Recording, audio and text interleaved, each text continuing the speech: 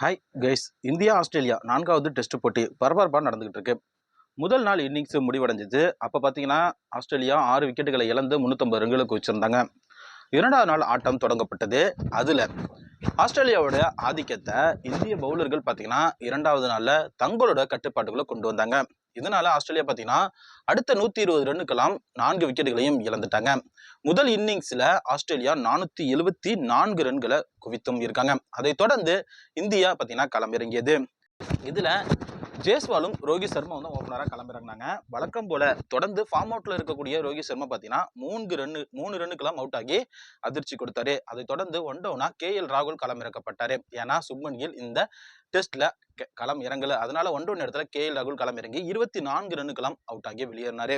ஜெய்ஸ்வாலோட விராட் கோலி பார்த்தீங்கன்னா தற்போது பார்ட்னர்ஷிப் அமைத்து ஒரு நல்ல ஸ்கோரை தற்போது இவங்க 2 பேரும் பார்த்தீங்கன்னா இந்திய அணிக்காக சேர்த்து கொண்டு இருக்காங்க.